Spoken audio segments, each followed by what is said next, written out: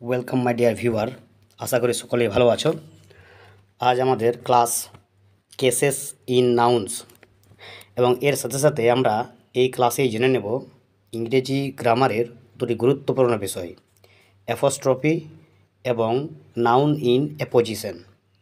Apostrophe এবং noun in apposition জানতে হলে কেস ইন নাউন অবশ্যই জানতে হবে, কারণ কেস ইন নাউন এর ধারণাটি সঠিকভাবে না জানলে অ্যাপোস্ট্রফি এবং নাউন ইন অ্যাপোজিশন বিষয়টি অস্বচ্ছ থেকে যায়। তাহলে চলো আমরা এই ক্লাসটি শুরু করি। ক্লাসটি শুরু করার আগে সকলকে অনুরোধ, চ্যানেলটি সাবস্ক্রাইব করে নোটিফিকেশান বটনটি অন করে রাখবে, আর ক্লাসটি ভালো লাগলে অবশ্যই একটি লাইক দেবে। তাহলে cases in noun. Cases in noun, প্রথমে আমরা জানব এই যে কেস মানে কি। এখানে কেসের বাংলা অর্থ হলো কারক। কেসের বাংলা অর্থ হলো কারক, আর আমরা কারক সম্পর্কে কম বেশি সবাই জানি। কারক কি? কারক হলো বাক্যের ক্রিয়াপদের সাথে বিশেষ্য বা সর্বনাম পদের সম্পর্ককে নির্দেশ করে। তাহলে কি কারক হলো ক্রিয়াপদের অর্থাৎ ভার্ব, এই ভার্বের সাথে বিশেষ্য অর্থাৎ নাউন এবং সর্বনাম অর্থাৎ প্রোনাউন পদের সম্পর্ককে নির্দেশ করে।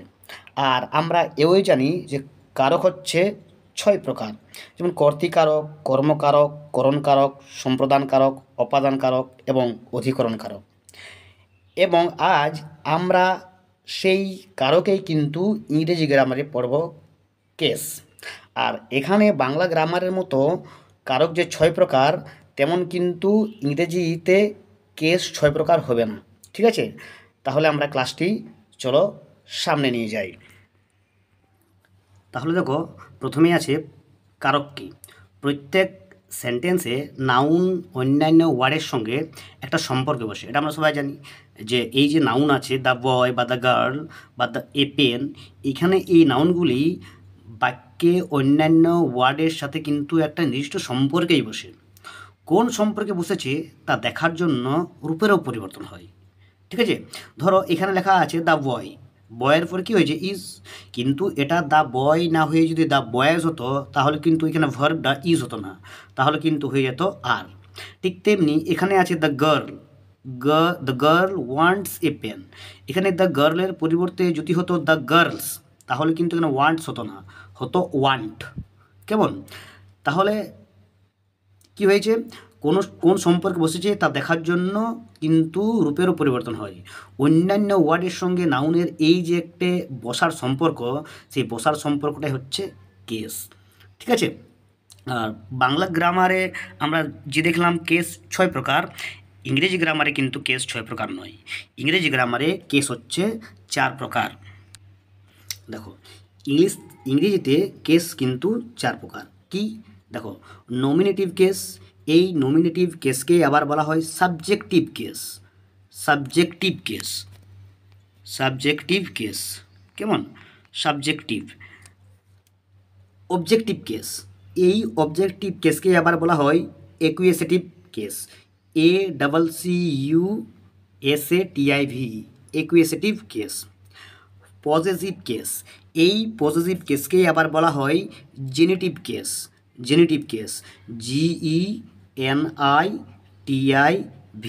Genitive case. এবং 4 নম্বর আছে ভোকেটিভ কেস, আর এই ভোকেটিভ কেসকেই আবার বলা হয় dative case. DATIVE, dative case. ঠিক আছে, তাহলে বিভিন্নভাবে কিন্তু বিভিন্ন প্রকার থাকতে পারে, কিন্তু আমরা সাধারণত কেস অফ নাউন, কেস কয় প্রকার, এই কেসকে আমরা সাধারণত 4 ভাগে ভাগ করা হয়। নমিনেটিভ, সেটাই হচ্ছে সাবজেক্টিভ কেস। অবজেক্টিভ কেস, ওটাকে বলা হচ্ছে একুয়েসেটিভ কেস।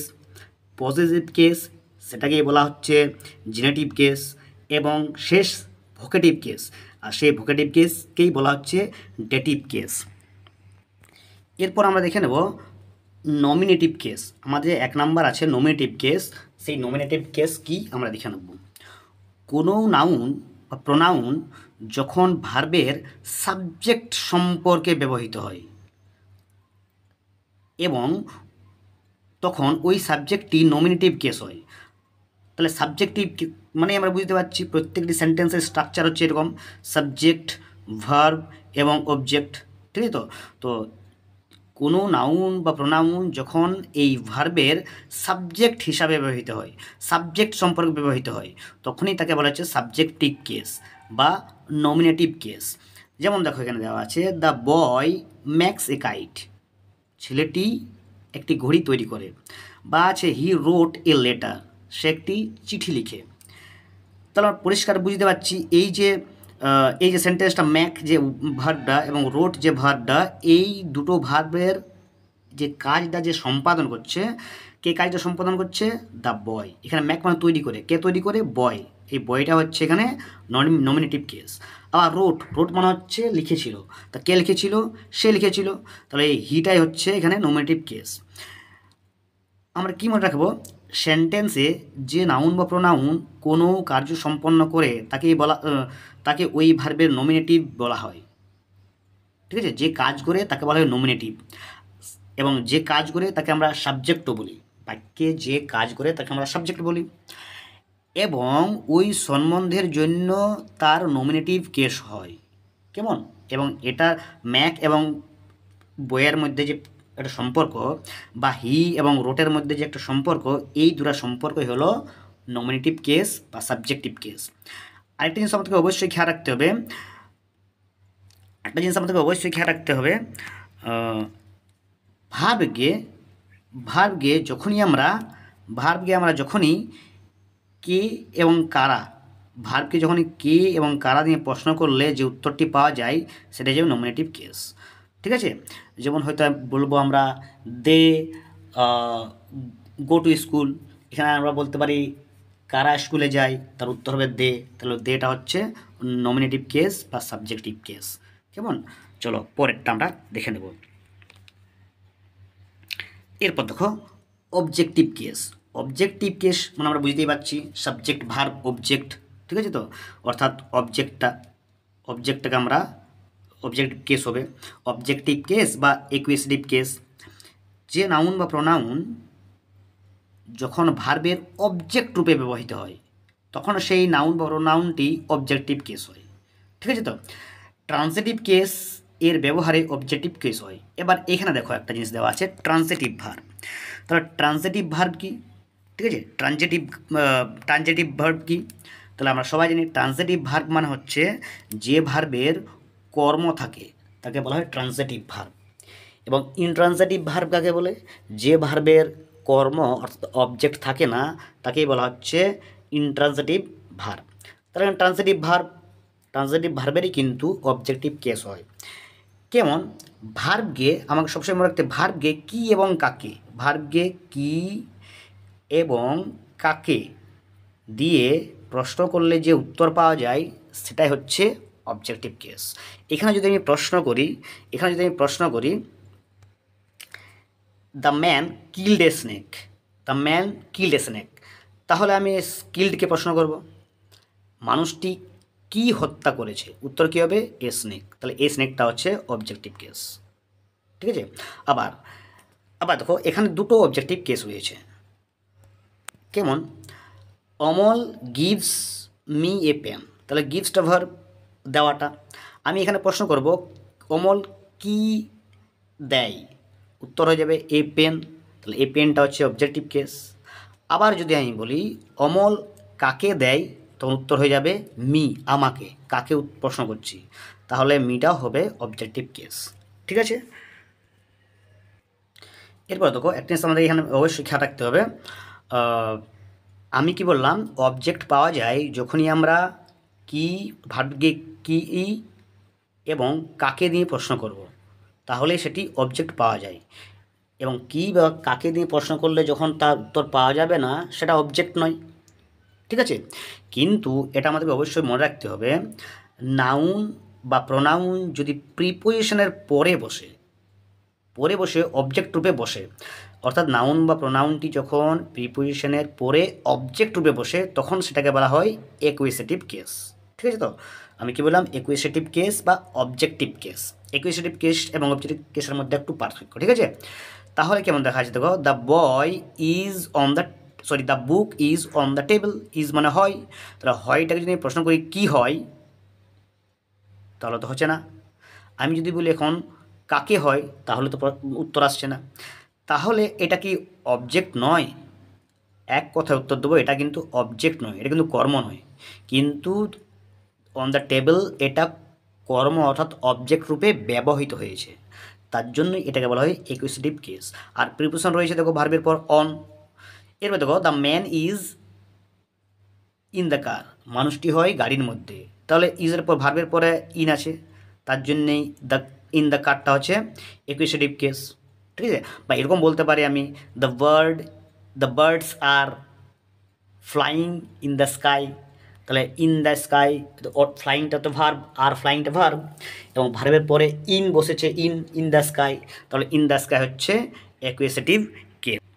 এরপর দেখো এটা কিন্তু খুবই ইম্পর্টেন্ট, পজিটিভ কেস।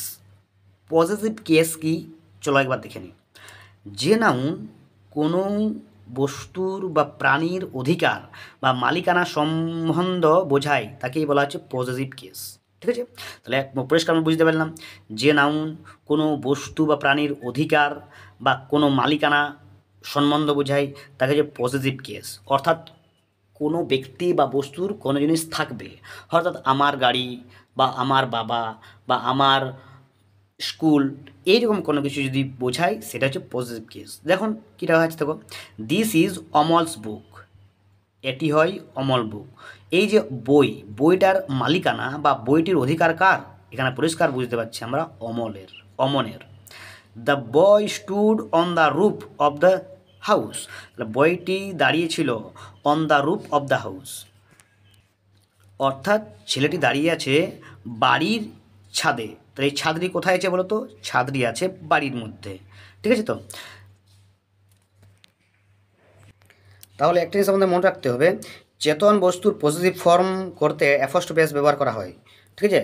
এবং অচেতন বস্তু বোঝাতে নাউনের পজিটিভ হিসাবে অফ প্রিপোজিশনটি ব্যবহার করতে হয়।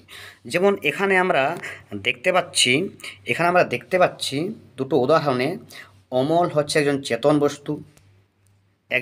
বস্তু অর্থাৎ সজীব বস্তু, তার জন্য এখানে অ্যাপোস্ট্রফি এস ব্যবহার করেছি আমরা। এবং তারপরে আমরা দেখতে পাচ্ছি এই যে হাউস, ঠিক আছে? এই যে হাউসটি কিন্তু চেতন বস্তু নয়, অচেতন বস্তু, অর্থাৎ তার জীবন নেই, তার জন্য এখানে আমরা প্রিপোজিশন হিসাবে অফ ব্যবহার করেছি, ঠিক আছে? তো পজিটিভ কেসের বিভিন্ন রূপ আছে, কীভাবে পজিটিভ করতে হয় সেগুলি চলো আমরা এক নজরে দেখি। দেখো পজিটিভ কেসের বিভিন্ন রূপ। এক নম্বর রূপ কেমন হচ্ছে দেখো, সাধারণ ব্যক্তি বা বস্তুর ক্ষেত্রে অ্যাপোস্ট্রফি এস ব্যবহার করা হয়, ঠিক আছে? ব্যক্তি বস্তুর ক্ষেত্রে আমরা অ্যাপোস্ট্রফি এস ব্যবহার করি। সিঙ্গুলার এবং প্লুরাল নাউনগুলি যা এস দিয়ে শুরু হয় না, তাহলে যেসব নাউনগুলি সিঙ্গুলার এবং প্লুরাল নাউনগুলি এস দিয়ে শেষ হয় না, ঠিক আছে? এস দিয়ে শেষ হয় না, সেগুলির শেষে আমরা অ্যাপোস্ট্রফি এস দেই। যেমন রহিম সাইকেল, দেখো রহিম একজন ব্যক্তি। Teachers opinion, children's park, women's dress, এর ক্ষেত্রে প্রত্যেকটার ক্ষেত্রেই কিন্তু অ্যাপোস্ট্রফি এস ব্যবহার করা হয়েছে। এবং প্রত্যেকটি নাউনে আমি দেখতে পাচ্ছি সেখানে কিন্তু এস দিয়ে শেষ হয়নি। রহিম এম আছে, টিচার আর আছে, চিলড্রেন এন আছে, উইমেন এন আছে, তাই এখানে অ্যাপোস্ট্রফি এস ব্যবহার করা হয়েছে। এরপরে দেখো কী আছে, 2 নাম্বার, সময়, দূরত্ব, ওজন বোঝাতে আমরা এখানে অ্যাপোস্ট্রফি এস ব্যবহার করব। কেমন, এ মাদার্স হলিডে, দেখো এ মান্থস হলিডে, এক মাস ছুটি, এক মাসের ছুটি, month. Within a years time, এখানে ইয়ার্স আছে। এ স্টোনস থ্রো, স্টোন আছে। এ কিলোজ ওয়েট, কিলো আছে। এখানে প্রত্যেকটার ক্ষেত্রে আমরা অ্যাপোস্ট্রফি এস ব্যবহার করেছি। এরপর দেখো আসল একটি নিয়ম, 3 নাম্বার, প্লুরাল নাউনের অ্যাপোস্ট্রফি এস লেটার দিয়ে শেষ হলে কেবলমাত্র ভুল বলছি, প্লুরাল নাউনে শুধুমাত্র এস দিয়ে যদি শেষ হয় তাহলে কিন্তু অ্যাপোস্ট্রফি আমরা ব্যবহার করি, শুধুমাত্র অ্যাপোস্ট্রফি ব্যবহার করি, ওখানে এস দেওয়ার দরকার নাই। দেখো বয়েজ হস্টেল, এবার যদি আমরা বলি বয়েজ হস্টেল, তো বয়েজটা তো একটা প্লুরাল ফর্ম এবং তার শেষে কী আছে, এস, তাহলে আমরা বয়েজের পরে অ্যাপোস্ট্রফি এস আমরা ব্যবহার করবো না, তাহলে দুটো এস হয়ে যাচ্ছে এখানে এটা ভুল। তাহলে আমরা কী করবো, বয়েজ লেখার পর আমরা শুধুমাত্র অ্যাপোস্ট্রফি ব্যবহার করব, boys hostel.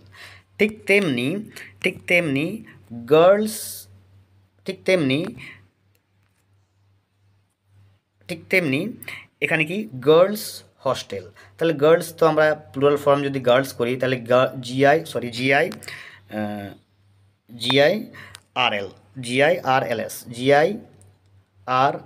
Girl, S girls.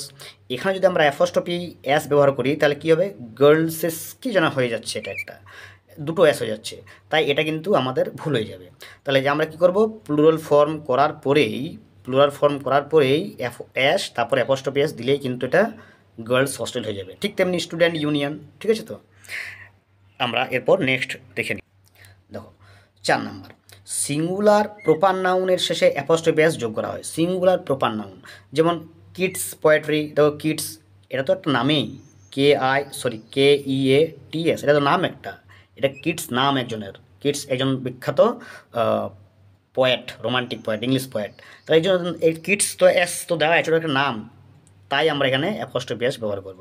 ঠিক তেমনি সেন্ট জেমস পার্ক, ঠিক আছে। তো আবার দেখো, জয়েন্ট পসেসিভ থাকলে শেষের নাউনের শেষে অ্যাপোস্ট্রফি এস যোগ করতে হয়। জয়েন্ট পসেসিভ, যেমন এখানে দেখা আছে, দেখো 3 জন জয়েন্ট আছে, নরেন, বরুণ, মহেশ, হাউস, ঠিক আছে। তো তাহলে এখানে 3 জনের নাম যে জয়েন্ট আছে, তাহলে 3 জনের শেষে কি আমরা অ্যাপোস্ট্রফি এস যোগ করব না, শেষের নাউনটির শেষে আমরা অ্যাপোস্ট্রফি এসটি যোগ করব। ঠিক তেমনি আছে করিম অ্যান্ড কমলস ফ্যাক্টরি, তাহলে করিম এবং কমল আছে, 2 জন আছে, তাহলে 2 জনের শেষে আমরা অ্যাপোস্ট্রফি এস যোগ করব না, শুধুমাত্র শেষের নাউনটির শেষে আমরা অ্যাপোস্ট্রফি এস যোগ করব। 6 নম্বর কি, কম্পাউন্ড নাউনের ক্ষেত্রে যুক্তপদের শেষে ওয়ার্ডটির সাথে অ্যাপোস্ট্রফি এস যোগ করব, যুক্তপদের শেষেরটি। যেমন ফাদার ইন ল, এটা দেখো একটা কম্পাউন্ড নাউন বলে, যেহেতু ফাদার ইন ল, ঠিক আছে। তো এটা যুক্ত একটা নাউন। এখানেও কিন্তু আগেরটার মতোই ফাদার্স করব না বা ইনসো করব না, এখানে শেষেরটি করব লস, শেষেরটি কিন্তু অ্যাপোস্ট্রফি এস করব। ঠিক তেমনি ইস্ট মেদিনীপুর, এখানে ইস্ট করব না, কিন্তু মেদিনীপুর যেহেতু শেষে আছে তাই তার শেষে কিন্তু আমরা অ্যাপোস্ট্রফি এস যোগ করব। এরপর দেখো আমাদের কি আছে, ভোকেটিভ কেস বা ডেটিভ কেস, এটা আমাদের 4 নাম্বার, ঠিক আছে। তো এটা আমাদের 4 নাম্বার, ঠিক আছে। ভোকেটিভ কেস বা ডেটিভ কেস, এটা কি, যে নাউনকে সম্বোধন করে কিছু বলা হয় তাকে বলা হচ্ছে ভোকেটিভ কেস। যে নাউনকে সম্বোধন করে কিছু বলা হয়, ঠিক আছে, তাকেই বলা হচ্ছে ভোকেটিভ কেস। সম্বোধন করব, কেমন কাম সার্ভ হিরণ বা কাম হিয়ার হিরণ। তাহলে এখানে হিরণকে আমরা সম্বোধন করছি, কাম সার্ভ হিরণ। বা পরেরটা দেখলে আমরা আরও ক্লিয়ার হয়ে যাবে। পরেরটা দেখো, বয়েজ সে ইউর লেসন, বয়েস তোমার পড়াটি বলো। তাহলে এই যে সে ইউর লেসন, আমরা এইটা কাকে সম্বোধন করছি, বয়েজকে। আবার দেখো, হোয়ার আর ইউ গোয়িং দীপ তুমি কোথায় যাচ্ছ, আমরা এই যে হোয়ার আর ইউ গোয়িং, এটা আমরা কাকে সম্বোধন করছি, কাকে বলছি, দীপকে বলছি। তাহলে এরকম কেস যদি আমরা পাই তাহলে সেটা হয়ে যাবে ভোকেটিভ কেস। তাহলে এখান থেকে আমরা একটা গুরুত্বপূর্ণ জিনিস অবশ্যই দেখে নিই, সেটা হচ্ছে noun in apposition. Noun in apposition কি, এটা আমরা একবার দেখে নিই। দেখো, যখন কোনো নাউন অপর একটি নাউনকে বর্ণনা করতে অনুসরণ করে তার কাছাকাছি বসে, দেখো ভালো করে দেখে নাও, যখন কোনো একটি নাউন অপর একটি নাউনকে বর্ণনা দিতে বা বর্ণনা করার জন্য তার ঠিক কাছাকাছি বসে, তখন পূর্ববর্তী নাউনের অনুসরণকারী নাউনটির কেস ইন অ্যাপোজিশন হয়, পূর্ববর্তী নাউনটি অনুসরণকারী নাউনটির কেস ইন অ্যাপোজিশন হয়, ঠিক আছে। তো তাহলে একটি উদাহরণ দেখে আমরা এটা সহজেই বুঝতে পারবো। তার আগে আমরা দেখে নিই কোন কোন কেসের ক্ষেত্রে নাউন ইন অ্যাপোজিশন হয়। যেমন দেখো, নমিনেটিভ কেস অর্থাৎ সাবজেক্টিভ কেসে কেস ইন অ্যাপোজিশন হয়। অবজেক্টিভ কেস অর্থাৎ অ্যাকুয়েশিটিভ কেসের ক্ষেত্রে নাউন ইন অ্যাপোজিশন হয়। জেনেটিভ কেস অর্থাৎ জেনেটিভ কেস বলতে ভোকেটিভ কেস, এই ভোকেটিভ কেসের ক্ষেত্রে নাউন ইন অ্যাপোজিশন হয়, তাহলে এই 3টি কেসের ক্ষেত্রে কিন্তু নাউন ইন অ্যাপোজিশন হয়। তাহলে কোন কেসের ক্ষেত্রে নাউন ইন অ্যাপোজিশন হয় না, সেটা হচ্ছে পজিটিভ কেস বা সরি হ্যাঁ জেনারেটিভ কেস বা পজিটিভ কেসে হয়। তাহলে 3টি কেসে হয়, সাবজেক্টিভ কেস, অবজেক্টিভ কেস এবং জেনারেটিভ কেস। ভোকেটিভ কেসের ক্ষেত্রে হয়নি, কিন্তু ভুল বললাম, ভোকেটিভ কেসের ক্ষেত্রে ওটা হবে না। ঠিক আছে, তো ভোকেটিভ কেস আমি লিখে দিচ্ছি, ভোকেটিভ কেস বা ডেটিভ কেসের ক্ষেত্রে কিন্তু নাউন ইন অ্যাপোজিশন হয় না। ঠিক আছে, তাহলে চলো আমরা একটি কি দুটি উদাহরণ দেখে বুঝে নিই নাউন ইন অ্যাপোজিশনটা কী। দেখো এখানে এক্সাম্পলটা দেখো, পরিষ্কার দেওয়া আছে, সৌরভ আর ক্যাপ্টেন স্কোর 60 রানস। দেখো এখানে কি বললাম, দুটো নাউন কাছাকাছি বসে একটি নাউনকে বর্ণনা করার জন্য পাশের যে নাউনটি তার কাছাকাছি বসে তাকে বর্ণনা করে, সেটাই হচ্ছে নাউন ইন অ্যাপোজিশন। দেখো সৌরভ আওয়ার ক্যাপ্টেন, তাহলে এই যে সৌরভটা কে সে হচ্ছে আমাদের ক্যাপ্টেন, স্কোর 60 রানস। আবার দেখো মাই ব্রাদার, আমার ব্রাদারকে মানিক ইজ ইল, তাহলে এই যে মাই ব্রাদার এটা নাউন আর মানিকও একটা নাউন, তাহলে দুটো নাউন একসাথে বসে একে অপরকে বর্ণনা দিচ্ছে। দেখো পরের একটা দেখো, Akbar comma the emperor of India was a patron of learning. তাহলে কী হচ্ছে, এই যে আকবরটা হচ্ছে দ্য ইম্পেরার অফ ইন্ডিয়া, তাহলে এটা একটা নাউন এটা একটা নাউন, দুটো নাউন পাশাপাশি বসে একজনকে বর্ণনা করছে। আবার দেখো পরেরটা, Rabindranath comma the writer of Gitanjali was a great poet. তাহলে এই যে রবীন্দ্রনাথ সে কে, এই রবীন্দ্রনাথকে বর্ণনা করছে কে, কোন নাউনটাই, দ্য রাইটার অফ গীতাঞ্জলি। তাহলে এটা সাথে এটার একটা সম্পর্ক আছে। তাহলে এই যে দুটো নাউনের সাথে যে সম্পর্ক, সেই সম্পর্কটা হচ্ছে নাউন ইন অ্যাপোজিশন।